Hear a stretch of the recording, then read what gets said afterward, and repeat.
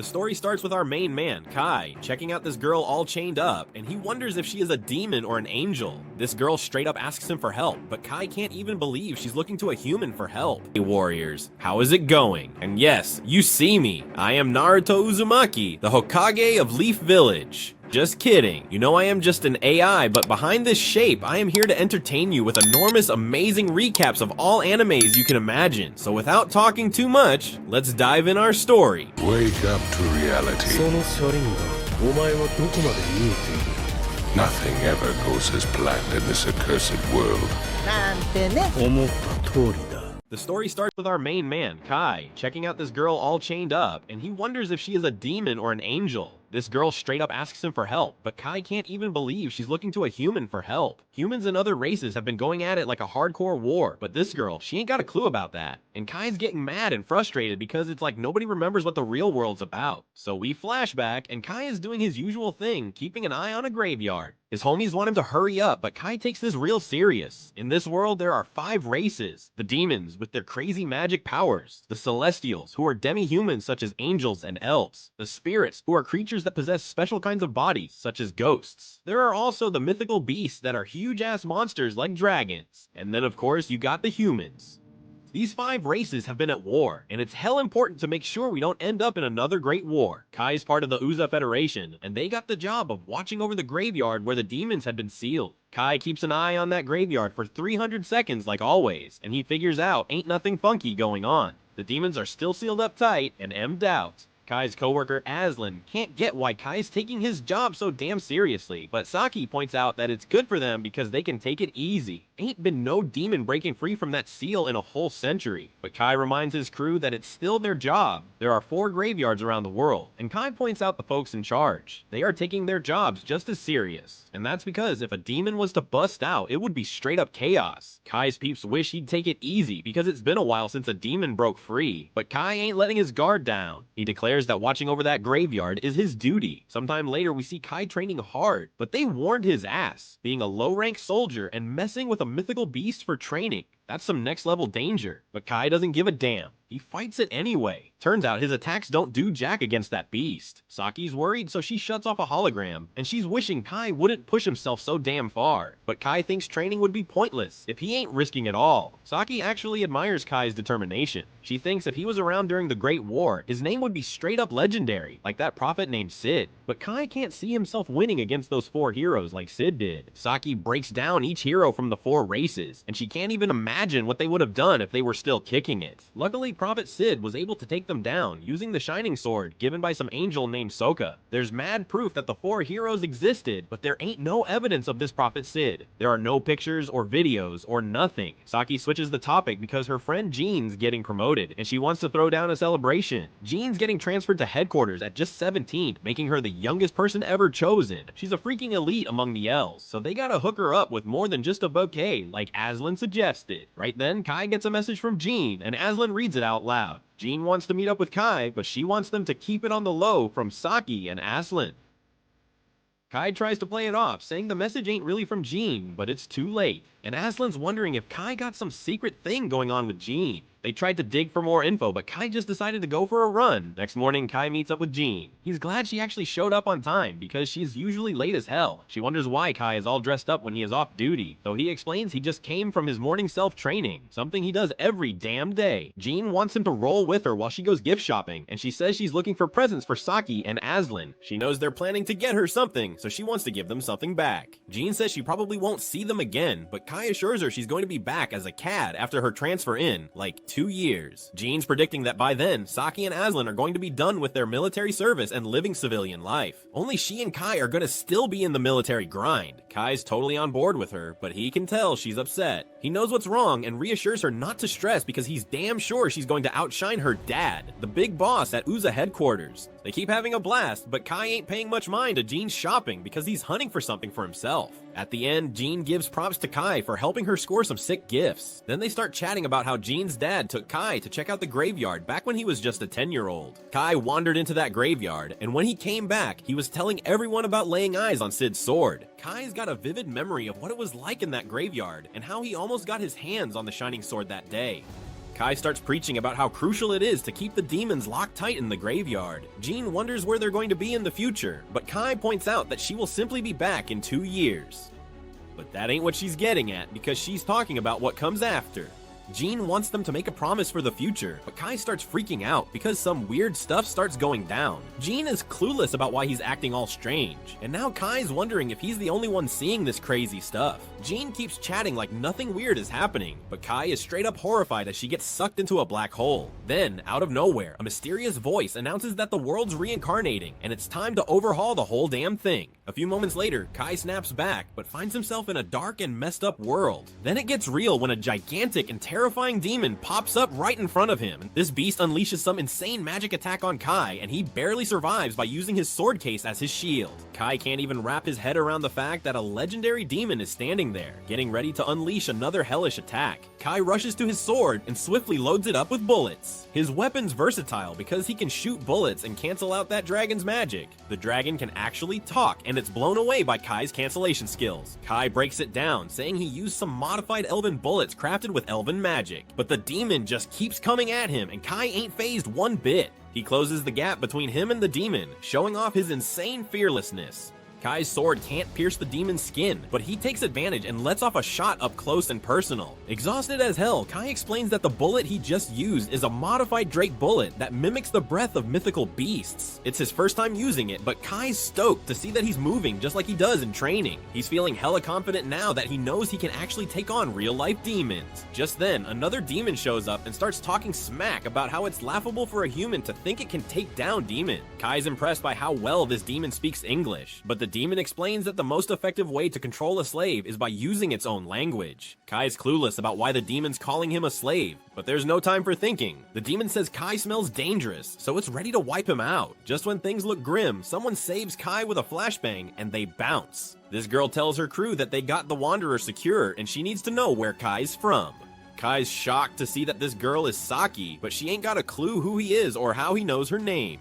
Kai reminds her they're friends, but she swears she's never seen him before, and neither has Aslan. Kai can't wrap his head around why they don't remember him, so he reminds them they're from the same agency. They look at him like he's speaking gibberish and explain they're just soldiers in the resistance now. Kai's the one feeling lost and confused, so Saki starts spilling that they're with a human rumble army. This just causes more confusion for him. Saki asks him to tell them everything about this world. Aslan and Saki think he's all messed up from facing a demon, assuming he's forgotten stuff. They try to help him remember, explaining there was a huge war between the 5 races, and humanity ended up on the losing side. Kai is shocked, of course, because in his world, humanity actually won. Aslan goes on to say that they lost a war over 30 years ago, and the other 4 races took over cities worldwide. And damn, humans are struggling to survive, running and hiding like there's no tomorrow. The world's now ruled by the other races, and they stay fighting each other for turf. Aslan and Saki introduce Kai to New Vassel, the human city. A group of humans snagged an underground spot that was still intact and flipped it into an underground city. Their resistance holds it down, protecting the folks living there by going toe-to-toe with the other races. Kai wonders how the hell humans lost the Great War, but Aslan and Saki don't even gotta say it. It's pretty damn obvious. They point out how freaking powerful that demon he just saw was. They explain that they roll up on humans in groups, leaving them no chance to beat them.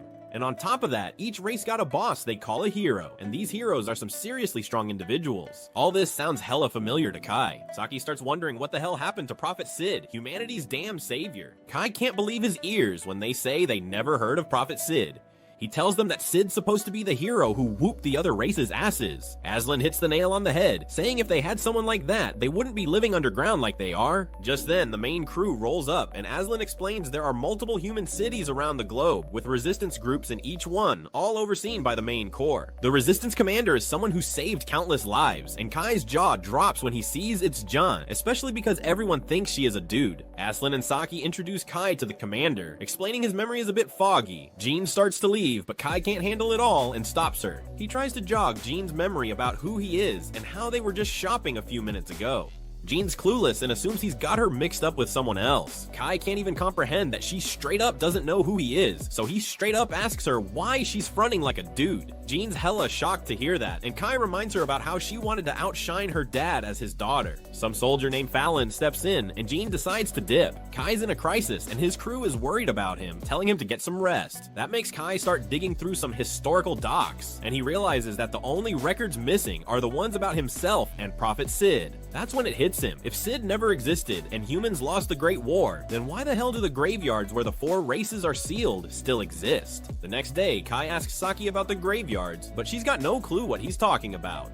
Aslan lets Kai borrow the car, which pisses off Saki, but Aslan says it was just instinct. Kai pulls up to the graveyard and thinks about how it's his first solo trip. He's tripping out when he sees that the block EG stone is gone, so he enters. The darkness fades into light, and Kai's jaw drops when he lays eyes on the shining sword just chilling there. This straight up proves to him that the legends about Sid gotta be true. Kai grabs the sword from the mantle, and a loud voice hands him the world coordinate key, calling it the code holder. Suddenly, a massive shining door opens in front of him, and Kai hears a girl screaming for help. Kai's mind is blown because he ain't in the graveyard no more, so he climbs up some big-ass stairs. At the top, he sees a whole bunch of chains keeping just one girl locked up. Her wings look like a mix of demons and angels, and the hot girl begs Kai to set her free from those damn chains. Kai is all confused, trying to figure out what the hell race this girl is, but then she tells him her name's Ren, begging for him to save her one more time before passing the hell out. Kai's standing there, thinking if he should help her or not. See, Kai hates demons, and this girl doesn't look like any demon, so even though he ain't too sure, he decides to set her free against his better judgment. He grabs his sword and tries to slice the damn chains, but those chains are tough as nails, no damage happening at all. Next, he busts out his bullets, but even that ain't enough to break the chains. My man's losing hope because he ain't got no other weapons on him, but then it hits him. He's still got that special sword. He tries to remember what the hell it's called and shouts out code hold, and his gun sword starts transforming into this golden code holder thing. Kai can't even believe he's holding the same sword Sid used to save humanity in his timeline.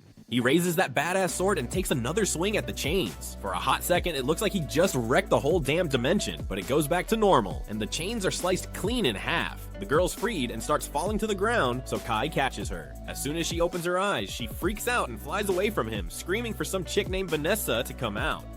She says that she wants a rematch with Vanessa and that it ain't fair of her to send some weak-ass demon to try and kill her.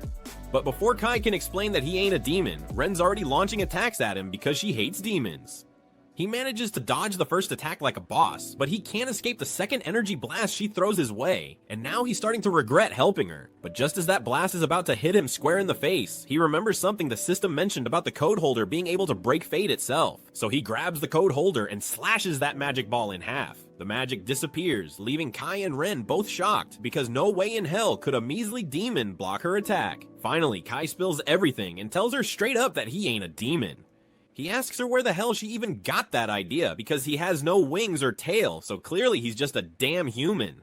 Ren realizes she messed up big time, so she apologizes for mistaking Kai for a demon and attacking him suddenly. But she has this deep hatred for demons, so whenever she sees one, it's all about that violence. No questions asked. Luckily, Kai hates demons too, so at least he knows for sure she ain't one. But he is still clueless about her race, so he asks her, but she pleads with him not to ask her about that. Kai agrees to drop the race talk for now, but he has other questions, like where the hell they at? But Ren has no clue either. All she remembers is fighting Vanessa, and then she's suddenly stuck in this place. Kai recognizes the name and asks if it's the same Vanessa who's a hero to demons, and Ren confirms it. That surprises Kai because Ren's picking fights with heroes and all, so he asks if she's really that strong, and Ren proudly claims she could wipe out a whole damn army of demons if she felt like it. But she also admits that Kai is just as impressive because he managed to block her attacks. She was curious about how he pulled it off, so Kai is about to spill about his sword, but just then he spots a portal behind Ren, and out comes this ugly-ass monster. The monster starts talking about some fate singularity entity waking up and how it's a major threat to the new world, so it's gonna start doing its thing to get rid of it. The monster tries to take out Ren, but Kai swoops in and saves her at the last second. This monster has serious power, so Kai says he and Ren have no choice but to run, and she agrees. So he grabs her hand, and they both dip. Unfortunately, they don't even know where the exit is, and that monster still got access to the portal. It reaches its nasty-ass tendril into the portal and snatches Ren. Then, it declares it captured the singularity and starts its termination protocol, forming orbs to erase Ren from existence. Kai can't handle seeing that, so he decides to stop standing around and take action to save her. He busts out the golden sword again and slices that monster's tendril in half, wreaking havoc on the dimension in the process. The monster spots Kai and peeps that he's holding that forbidden sword, but it can't wrap its head around why the hell the sword's here, or how a human like Kai got his hands on it.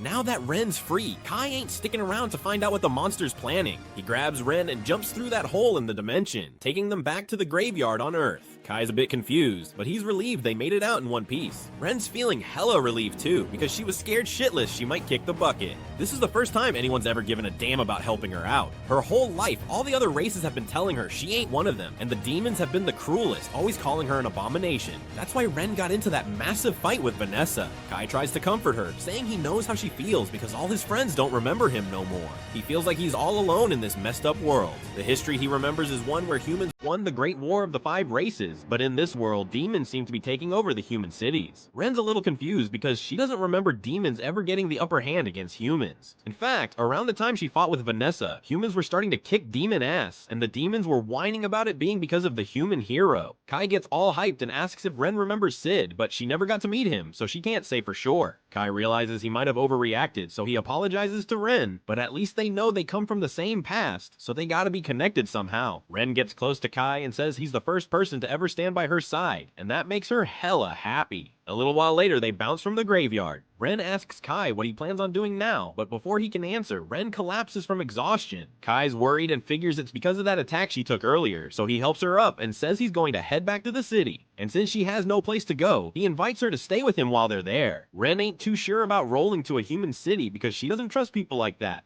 So Kai asks her why, and she says she can't trust anyone except him because he saved her ass. He tells her she should trust that he'll keep her safe, and asks her again to come with him. He lets her know she can bounce if she ain't feeling it.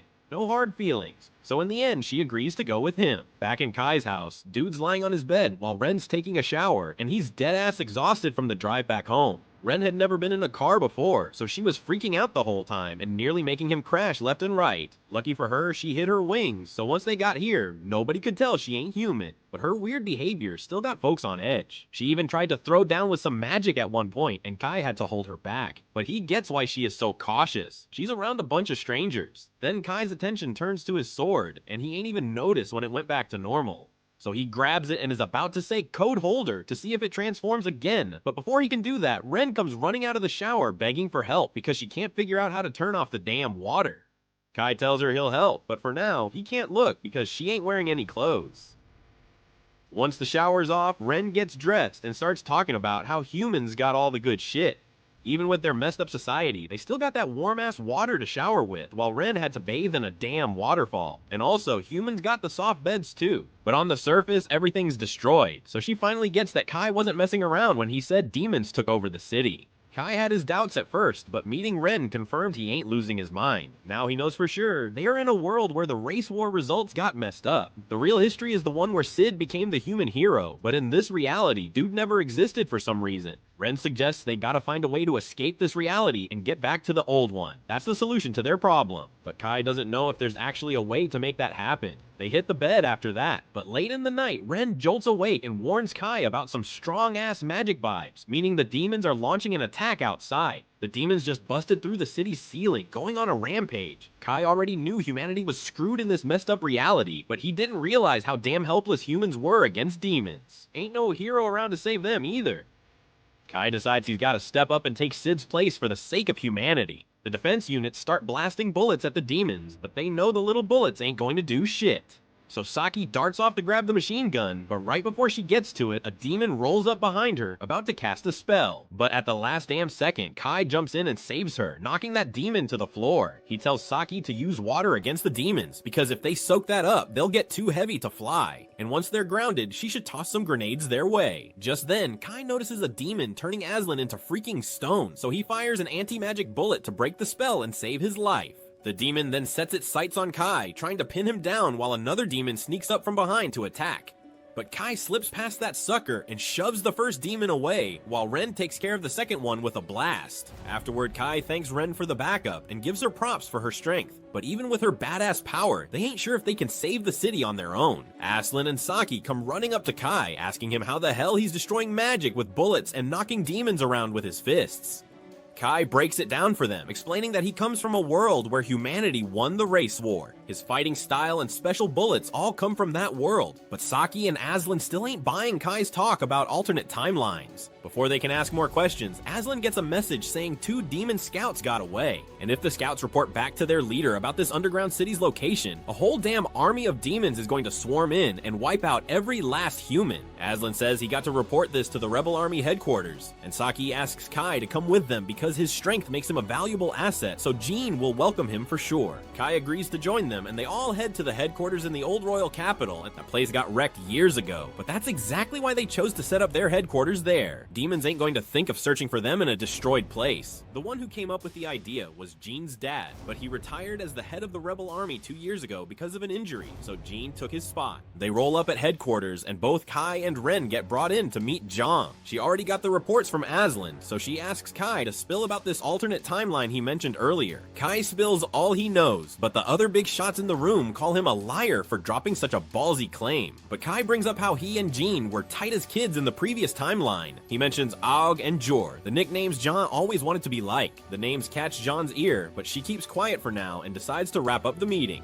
Later that night, Jean wants to link up with Kai. Seems like she's starting to be a bit more open to the idea that Kai might have been spitting the truth. Not many folks in this world know she's a woman, and Aug and Jor were her dad and grandpa's nicknames. But that doesn't mean she believes every damn word he said. Still, she thinks his fighting skills and knowledge can be trusted. She lays out a plan to link up with other human cities and push back the demons planning to invade Neo-Vasel. But Ren ain't feeling it. She thinks that plan's just going to attract more and more demons as time goes on. Plus, if some high-ranking demon shows up, the whole thing's going to go to shit. Jean knows it's a risky move, but she can't think of nothing better to protect the homes of the survivors. That's when Kai drops a bomb. He says they only got to take down one demon to solve this mess, and that's Vanessa, the hero of the demons. Jean thinks it's straight up crazy to even consider going up against a powerful demon like Vanessa, but Kai's confident that the code holder can handle her. He says he and Ren are going to be the ones to go head to head with Vanessa. Demons are more focused on scraping with other races, so most of them won't be riding with Vanessa. All Kai needs is for Jean and her crew to hold off the rest of the demons while he goes to engage Vanessa. After Jean agrees, they waste no time and start prepping to take back the Uchiha Federation. The scene jumps to Kai and the crew gearing up for the big battle. Ren is all fired up, ranting about how much she hates different kinds of beings. She hates demons because they're shady and deceitful, spirits because they're creepy as hell, mythical beasts because they're straight up savage, celestials because they're stubborn as a mule, and humans because they're weak and fragile. But the kicker is she hates herself the most because she's got a bit of all those traits in her. Despite all that, Kai is the only one who wasn't afraid of her, who saw her for who she really is and accepted her.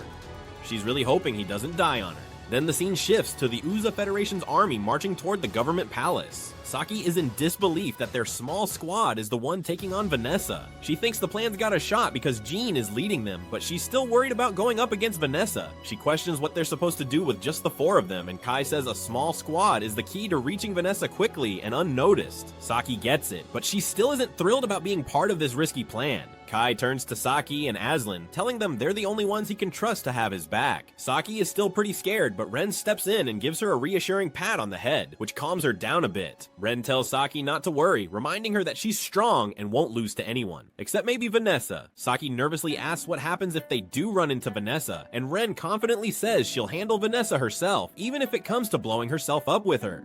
Saki begs Ren not to go through with such a dangerous plan, and Aslan chimes in, sharing his own worries. He points out that they have no idea what condition the government palace is in, and fears the demons might spot them if they move in a big group. Kai reassures him, explaining that demons are sensitive to magic and won't notice them because humans don't have magic. Aslan feels a bit more at ease, and wonders if Kai picked up this knowledge from his world. Kai observes that Aslan seems pretty calm, but Aslan admits his hands are actually shaking. He adds that if they manage to defeat the demons, they'll be famous worldwide and might even get some rewards. Kai tells him that he's more reliable than the Aslan he used to know and says he's counting on him. They then arrive at their destination, ready for whatever comes next. Jean gives a speech to boost the morale of the soldiers. She knows some of them might be worried because of the short preparation time, but she reminds them how long they've been fighting. She tells them all that fighting was just the build-up for today. They've only been nurturing remembering their spirit and will to fight for so long, but now it's time to strike back and make their voices heard. They head into the capital through an underground passage, and Kai is shocked to see the government palace in ruins. The demons patrolling the palace spot them and attack with ice magic.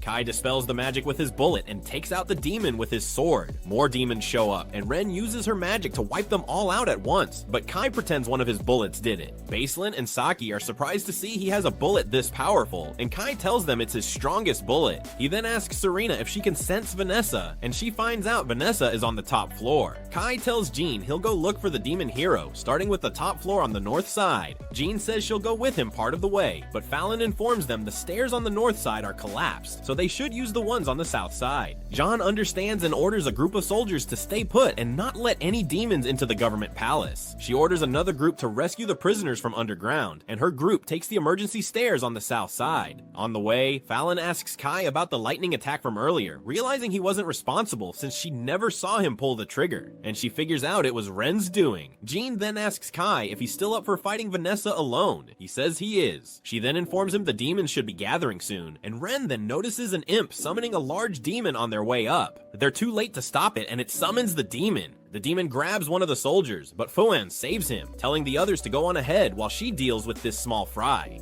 They leave her behind to handle the demon. Outside, the group of soldiers is also fighting some demons, and the second group saves the captives. Jean and the others head into a room. Jean gets hit by a powerful lightning attack as soon as she walks in, but she's totally fine. Ren notices she's wearing an elven garment, and Jean explains it's a magic item called the Sacred Light Garment, which they got from an elven village. Jean says this is the best thing for magic resistance. She tells them her forces will handle the demon and tells them to move on.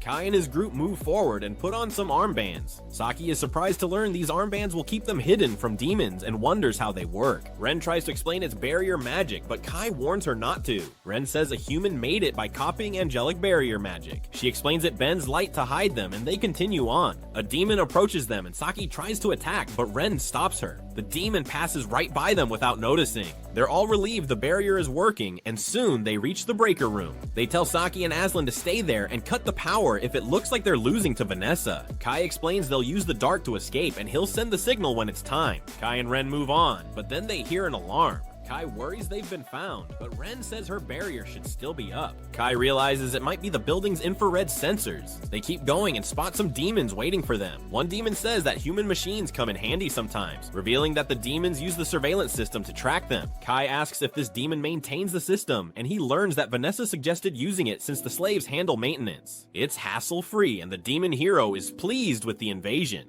The demon is curious why they'd risk a suicidal mission. Kai asks him to lead them to Vanessa, but the demon says he'll use them for his own amusement. He and the other demons then attack Kai, but Ren quickly flies him out of the way and takes him to the stairs leading to the next floor. She blocks off the demons and tells Kai to go ahead while she handles them. Kai isn't happy with this plan, but has no choice, so he moves forward. The demons then catch the scent of every race coming from Ren, and they're confused about what she is. Ren says she doesn't know and admits she hates demons. Then she gets ready to attack them with her magic. Kai then finds Van's room and is surprised to see that the demon hero is a hot succubus. We then cut to Jean battling the demon from earlier with the others backing her up with gunfire. Jean tries to strike the demon, but he grabs her sword and attacks her with fire magic. Her elven garment protects her, and the demon realizes this. Jan's sword then transforms into a bow, and she uses it to take down the demon. Before dying, the demon notices that Jean is using angelic and elden magic items, and warns her that these items will drain her life force because humans can't use magic properly. Jean finishes him off and says she chose death willingly. She explains that's the kind of resolve a human needs to defeat demons. Another demon drops down from above to attack Jane, but Fallon swoops in to save her. The demon recognizes Fallon and wonders if she's the Dragonar who wields a drake named Fong. Fallon denies it, and Jean hopes things are going well on the top floor. The scene shifts to the top floor, where Vanessa asks Kai if he's not surprised that the strongest demon is a succubus. Kai says he's not surprised at all. And Vanessa finds him interesting. She mentions she wanted to charm him into becoming her slave, but didn't expect his reaction. She asks if he's the commander who uses the elven garment. Kai says he's not, he's just an outsider. Kai says he's from a world where she was defeated, but Vanessa tells him no such world exists. Kai doesn't care if she believes him or not. He explains he ended up in this world against his will, and that according to the history he remembers, the Great War of the Five Races ended years ago. Vanessa asks Kai which race managed to defeat her, and she's amused to find out it was the humans. humans. She wants to know which human did it, and Kai tells her it was Sid. The name triggers some memories for Vanessa, but she quickly pushes them aside and tries to use her magic on Kai. But Kai cancels her spell. Kai then attacks, only to discover it's an illusion. Vanessa strikes from behind, but he dodges. She notices his weapon is unusual and realizes it must be from his old world. Kai asks if she believes him now, but she dismisses him as arrogant and hits him with a powerful flame spell. He deflects the attack, surprising her. Vanessa then unleashes a spell meant to destroy any race. The spell shakes the entire building, but Kai uses Code Holder to protect himself, leaving Vanessa amazed that he's still standing. Vanessa asks about the sword Kai is holding, but he doesn't answer. Suddenly, Ren hits Vanessa with a lightning spell. Kai sees that Ren is badly hurt from her earlier fight with the demons. She explains she got scared when the building shook, thinking Kai might be dead, so she came to check on him. Ren challenges Vanessa to fight her, but before she can, the monster from earlier appears through a portal and binds Vanessa. The monster notices strange changes in Vanessa and realizes she's been affected by the forbidden word. It tries to exorcise Vanessa from this world, but she manages to break free and recognizes the monster as one of Alpha's servants. Vanessa retaliates with a powerful fire spell, severely injuring the monster, but it's still alive. The monster escapes through the portal to recover, and Kai is stunned by Vanessa's strength. He can't believe Ren was fighting someone this formidable. Ren admits that the Vanessa from her world wasn't this terrifying, and she's genuinely frightened by her power. Vanessa then tries to heal her injury by focusing her power, but it doesn't work, so she decides to prioritize dealing with Kai and Ren instead. Ren knows they don't stand a chance against her, so before Vanessa can attack, she flies in and tackles her, telling Kai to get out of there because she won't be able to hold Vanessa off for long. Ren throws up a shadow prison barrier around herself and Vanessa to buy some time. Vanessa sees it's spirit magic, but it's way too weak to stop her. Ren gets thrown back when Vanessa breaks through the barrier, but before Vanessa can finish her off, Kai charges in to attack. Since Vanessa is focused on him now, she redirects her blast at him instead. Kai manages to block most of it, but he still looks pretty messed up. Ren can't believe she let Kai get killed. Vanessa taunts her, asking if she plans to avenge Kai's death, or if she'll just run away. Ren is fed up with Vanessa's trash talk, so she's going all out to make sure Vanessa pays for this.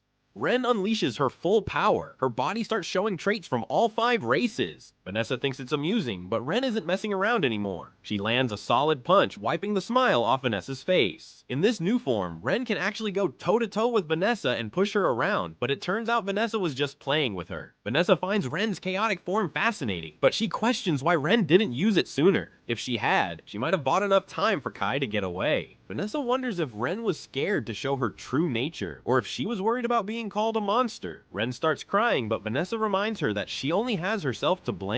Vanessa is the demon hero and will do whatever she wants, but Ren had the chance to save Kai and didn't go all out because she was afraid. It's her hesitation that got Kai killed. As much as Ren hates to admit it, Vanessa is right. It's her fault Kai is dead. But that doesn't matter now. Nothing she does can bring Kai back, so she just wants to die and take Vanessa down with her. She grabs Vanessa's hand to slap a curse on her. Before Vanessa even realizes what's happening, blood droplets start oozing from her skin. These drops are Van's life force, and there's no way to defend against them. They'll keep falling until both Vanessa and Ren are dead. Normally, this would be game over for Vanessa if she still got a card to play. Suddenly, Ren collapses, and Vanessa explains that even though the curse can't be blocked, its power depends on the caster's magical strength. Ren usually would have had enough magic to make it work, but they're in Vanessa's base, and she had set up some major countermeasures for attacks from other races. Behind Vanessa is a huge cursed circle that messes with spirits, magical beasts, and celestials. Since Ren is all 3, the curse is hitting her 3 times as hard, so it's crazy that Ren lasted this long. She can't even get her revenge for Kai, so she just sits there and apologizes for not being useful.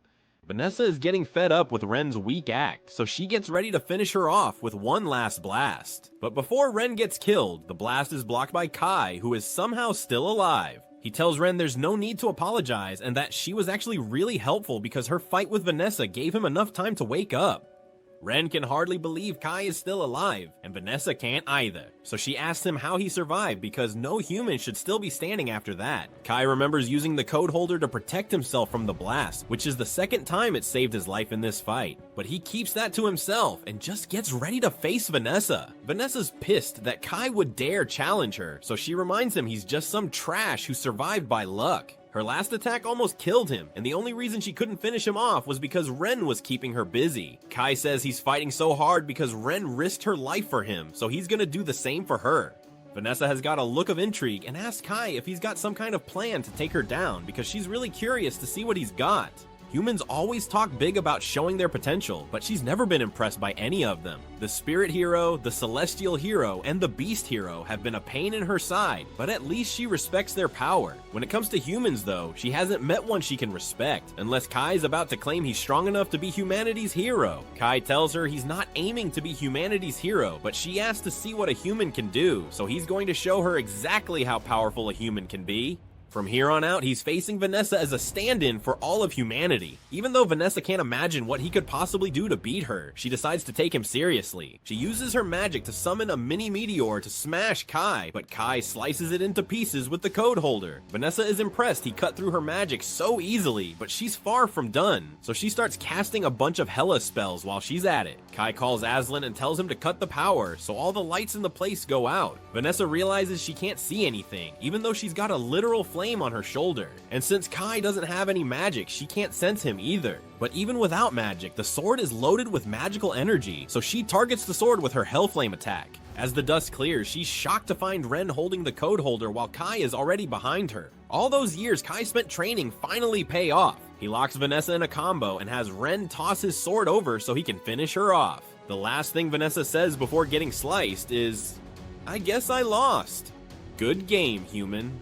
As Vanessa collapses to her knees, her body starts falling apart from all the damage. Ren and Kai notice something's up with her, and then Vanessa's memories come flooding back. She remembers everything about Sid and the whole world reincarnation deal. She can't believe she let herself fall for it after Sid warned her something like this could happen. After hearing that Vanessa knows about Sid, Kai starts grilling her to spill all the details. Vanessa tells him about this crazy thing called world reincarnation that Sid talked about. Apparently someone messed with the timeline and changed history, so Kai's gotta find this person, who's probably one of the other three heroes. Sid saw this world reincarnation coming, which is why he gave Vanessa his sword to keep it safe from enemies. That sword's the key to fixing all the mess made to this world. Kai is curious why Vanessa and Sid would team up when they're supposed to be enemies. Vanessa explains that she did fight Sid once, but he earned her respect as a serious fighter, and they ended up working together. There's a lot about the old world Kai doesn't know, so Vanessa warns him to watch out for the Zero Code. It's some seriously tricky magic. On top of that, Vanessa tells Kai, "You did a damn good job against me," and she was really impressed. From his plan to use the darkness to his guts and combat skills, she now gets what he means by human spirit.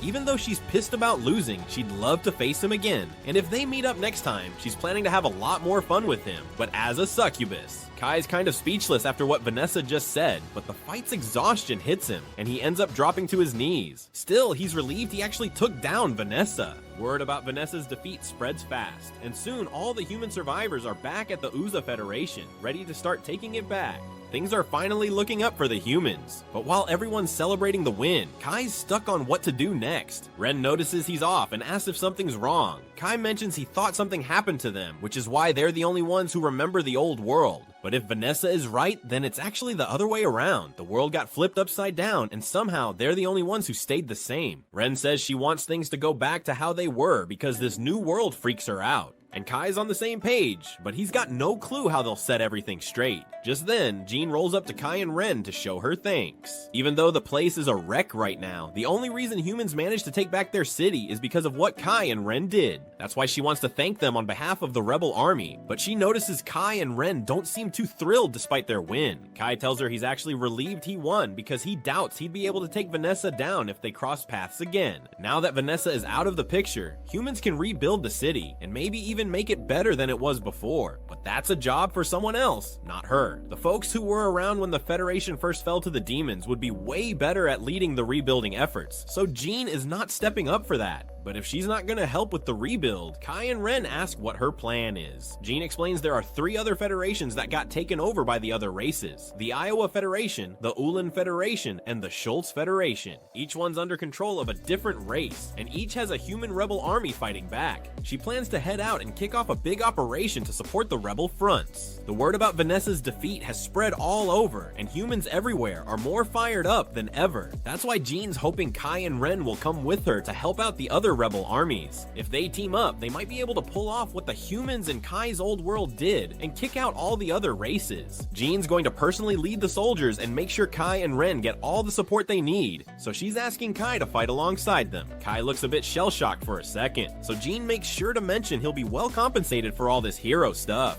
But it's not like Kai is not down to help humanity win. He was just thinking about how grown up this version of Jean is. In his old world, John was amazing, but had this kid side too, like calling him up during his training, dragging him on shopping trips, and stressing over her future with friends. But it's hard to picture this Jean doing any of that. Kai agrees to team up with Jean to fight the other races and free humanity. He reaches out his hand for a handshake and they seal the deal. Leaf Village Ninjas, that is it for today, Ecap. Do not forget to join our clan, our army. My friend, you can do that by clicking that red button below the video. Destroy it for me with that bell to follow us in YouTube with many videos to come in the following days. So see you later, bro. Peace out.